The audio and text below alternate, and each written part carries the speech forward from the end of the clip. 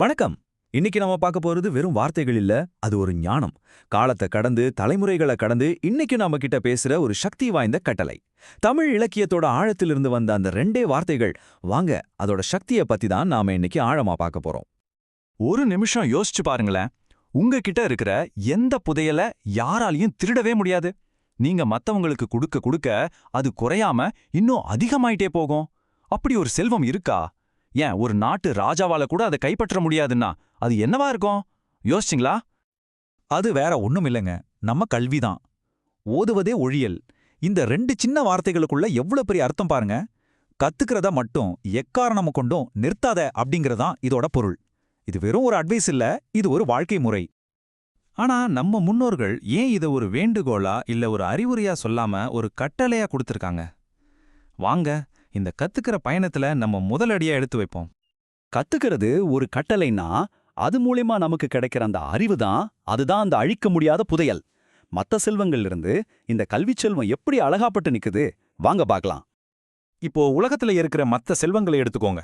அது திருடு போகலாம், பங்கா பிரிச்சா குறைஞ்சு போயிடும், ஏன் ஒரு ராஜாவால கூட அதை பறிக்க முடியும். ஆனா கல்வி அப்படி கிடையாது. அதை யாராலையும் திருட முடியாது. மத்தவங்களுக்கு சொல்லிக் கொடுக்க கொடுக்க அது இன்னும் வளரும். ஒரு அற்புதம் இல்லையா? பல 100 வருஷத்துக்கு முன்னாடியே நாலடியார்ல எவ்வளவு அழகா சொல்லியிருக்காங்க பாருங்க. இந்த ஒரு சிந்தனை தான் கல்விக்கு அடித்தளமாவே இருக்கு. நாம ஒருத்தருக்கு கொடுக்கிற மத்த எந்த பரிசும் ஒரு நாள் அழிஞ்சு போகலாம். ஆனா கல்வி மட்டும்தான் அவங்க கூடவே இருக்க போற நிரந்தரமான செல்வம். சரி, கல்வியோட இந்த சிறப்பை பத்தி நம்ம முன்னோர்கள், பெரிய பெரிய புலவர்கள், ஞானிகள்லாம் என்ன நினைச்சாங்க? அவங்களோட வார்த்தைகள்ல இருந்தே அந்த ஞானத்தை நாமளும் கொஞ்சம் எடுத்துக்கலாமா? வாங்க.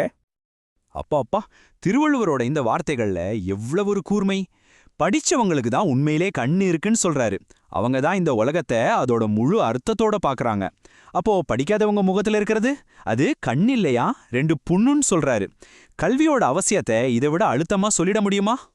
திருவள்ளுவர் கல்விய கண்ணுக்கு ஒப்பிட்டா, ஔவையார் அதை அதிகாரத்தோட ஒப்பிடுறாங்க. பாருங்க, ஒரு ராஜாவோட புகழெல்லாம் அவரோட நாட்டு எல்லையோட முடிஞ்சிடும். ஆனா படிச்ச ஒருத்தரோட புகழுக்கு எல்லையே கிடையாது. அவங்க எங்க போனாலும் அவங்களுக்கு மரியாதை தான். இதுதானே அறிவோட உண்மையான சக்தி. இப்படி உலகமே கொண்டாடுற அறிவை பெத்த ஒருத்தரோட குணம் எப்படி இருக்கும்? அறிவு அதிகமாக அதிகமாக ஒரு மனுஷனுக்குள்ள என்ன மாற்றம் நடக்கும்? உண்மையான கற்றவங்களோட அடையாளம் என்ன? அதைத்தான் இப்ப நம்ம பார்க்க போறோம். சீவக சிந்தாமணிலேருந்து வர இந்த உமைய பாருங்க, எவ்வளோ அழகா இருக்கு. உள்ள ஒண்ணுமே இல்லாத நெற்கதிர் நல்லா நேரா நிமிர்ந்து நிற்கும். ஆனா நெல்மணிகள் நிறைய நிறைய அதோட தலை தானா குனிஞ்சிடும். அதே மாதிரி தான் அறிவு பெருக பெருக உண்மையா கத்துக்கிட்டவங்க பணிவா இருப்பாங்க. அவங்களோட அடையாளம் கர்வம் கிடையாது, அடக்கம்தான். குமரகுருபரர் சொல்ற மாதிரி தங்களை விட அதிகமா தெரிஞ்சவங்கள பார்க்கும்போது, அடடா, இவங்களுக்கு முன்னாடி நம்ம அறிவு எவ்வளோ சின்னதுன்னு அவங்க உணர்வாங்க. ஏன்னா அறிவுங்கிறது ஒரு முடிவே இல்லாத கடல்னா அவங்களுக்கு புரியும். அந்த பணிவுதான் அவங்கள வாழ்க்கை முழுக்க ஒரு மாணவனாவே வச்சிருக்கு. இப்படி அடக்கத்தோட கத்துக்கிறவங்களுக்கு நல்லாவே தெரியும் நம்ம பயணம் முடியவே முடியாதுன்னு. ஏன் கற்றல் ஒரு முடிவில்லாத பயணம்? நம்ம முன்னோர்கள் அதை எப்படி பார்த்தாங்க?